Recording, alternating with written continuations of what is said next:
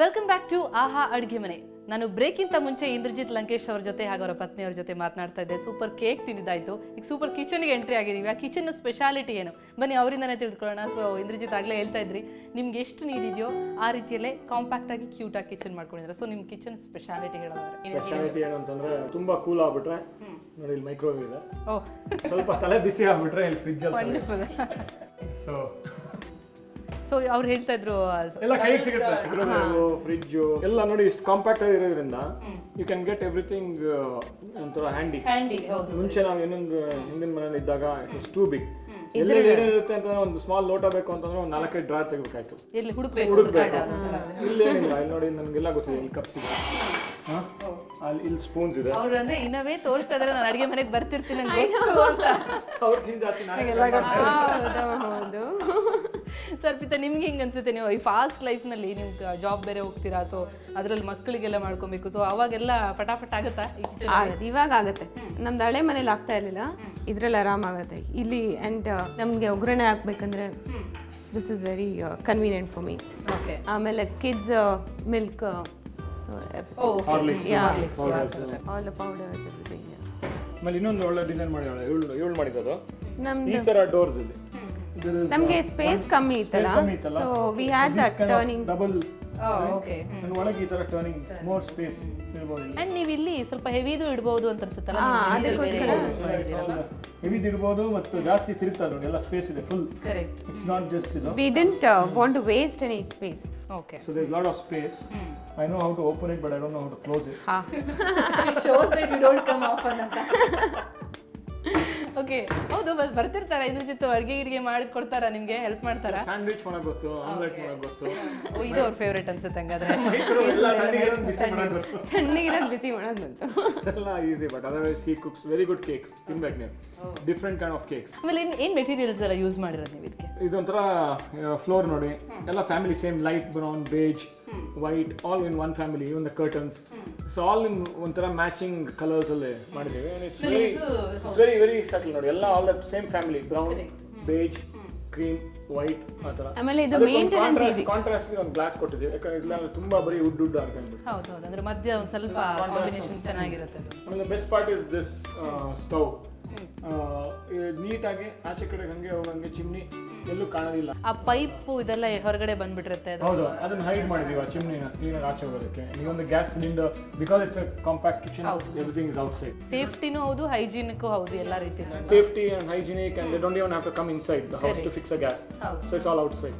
ಆಮೇಲೆ ಈ ಹ್ಯಾಂಡಲ್ಗಳಲ್ಲಿ ಎಷ್ಟು ವೆರೈಟಿ ಇದೆ ಅಲ್ವಾ? ಸೊ ಅದನ್ನ ಚೂಸ್ ಮಾಡೋದು ಹೆಂಗೆ? ನಿಮ್ಗೆ ಏನೇನು ಇದು ಕೀ ಪಾಯಿಂಟ್ಸ್ ಇಟ್ಕೊಂಡಿದ್ರಿ? ಇಲ್ಲ, ಆಕ್ಚುಲಿ ಅಕ್ಕಿದಾಸ್ ಅಂತ ಡಿಸೈನರು, ಓಕೆ. ಸೊ ಅವ್ರು ಡಿಸೈನ್ ಮಾಡಿರೋದು. ಮತ್ತು ಅವ್ರ ಜೊತೆ ಕೂತ್ಕೊಂಡು ಡಿಸ್ಕಸ್ ಮಾಡಿ ಅವ್ರ ಥಾಟ್ಸು, ಇನ್ಪುಟ್ಸು ಯಾವ ಥರ ಮ್ಯಾಚ್ ಆಗುತ್ತೆ, ನಮಗೇನು ಬೇಕಾಗಿದೆ ಅಂತೆಲ್ಲ ಕೂತ್ಕೊಂಡು ಮಾತಾಡಿದಾಗ ಒಂದು ಟೆಲಿಫಾರ್ಮಾ ಅಂತ ಒಂದು farm, ಸುದೀಪ್ದು.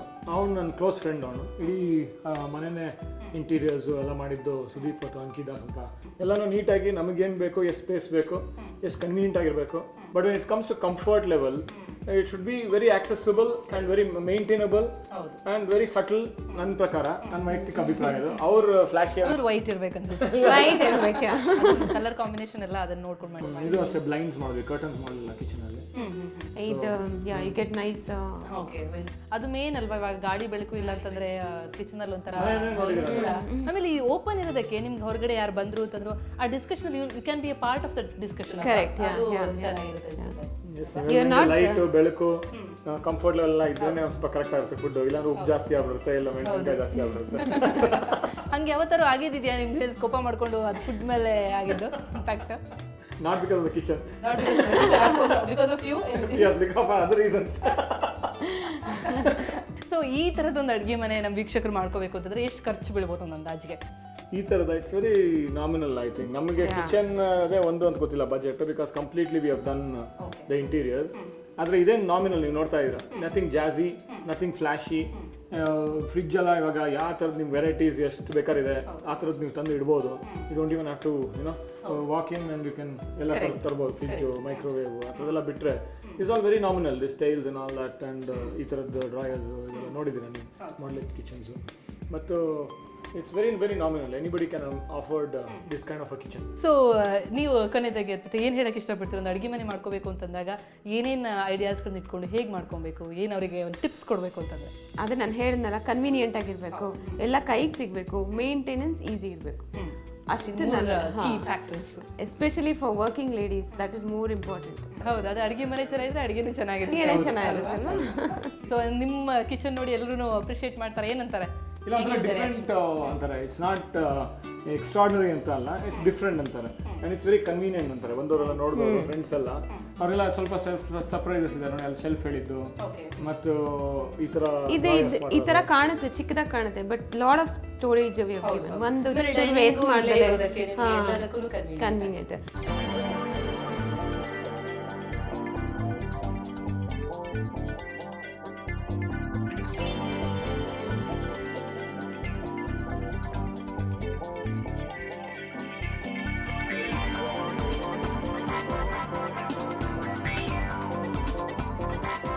Thank you so much Indrajit, thank you so much Arpita. So ನಿಮ್ಮ ಅಡುಗೆ ಮನೆಗೆ ನಮ್ಮ ಕ್ಯಾಮ್ರಾ ಒಳಗೆ ಬಿಟ್ರಿ, ಅದು ಅವ್ರು ಹೇಳ್ತಾ ಇದ್ರು ಶಿ ಇಸ್ ವೆರಿ ಕಾನ್ಷಿಯಸ್ ಅಂತ. ಅಲ್ಲ ಹಂಗೆ ಹೋಗಂಗಿಲ್ಲ, ಥ್ಯಾಂಕ್ ಯು ಅಂದ್ಬಿಟ್ಟು ಇವಾಗ ಕೇಕು ಮತ್ತು ಊಟ ಎಲ್ಲ ಮಾಡ್ಕೊಂಡು ಹೋಗ್ಬೇಕು. ಕಿಚನ್ ತೋರಿಸ್ಬಿಟ್ಟು ಊಟ ತಿಂದ ಹೋದ್ರೆ ಈ ಊಟ ಹೆಂಗಿದೆ ಅಂತ ಹೇಳ್ಬಿಟ್ಟು ಹೋಗ್ಬೇಕಾಗಲ್ಲ. ಹೌದು, ಖಂಡಿತ. Okay, thank you so much. Okay ವೀಕ್ಷಕರೇ, ಇಂದ್ರಜಿತ್ ಅವರ ಅಡುಗೆ ಮನೆಯನ್ನು ನೋಡಿದ್ರಿ. Super kitchen. ನಿಮ್ಗೊಂದು ಐಡಿಯಾ ಬಂದಿರುತ್ತೆ ಹೆಂಗೆ ಅಡುಗೆ ಮನೆ ಮಾಡ್ಕೋಬೇಕು ಅಂತ ಹೇಳಿ. ಈಗಾಗಲೇ ಇಂದ್ರಜಿತ್ ನಮ್ಗೆ ಆಫರ್ ಮಾಡಿದ್ದಾರೆ ಊಟ ತಿಂಡಿ ಮಾಡಿಬಿಟ್ಟೆ ಹೋಗಬೇಕು ಅಂತ. ಸೊ ನಾನು ಇಲ್ಲಿ ಊಟ ತಿಂಡಿ ಮಾಡಿ ಅಡುಗೆ ಮನೆ ಕಣ್ ತುಂಬಿಸ್ಕೊಂಡು ಇಲ್ಲಿಂದ ಹೊರಡ್ತೀನಿ.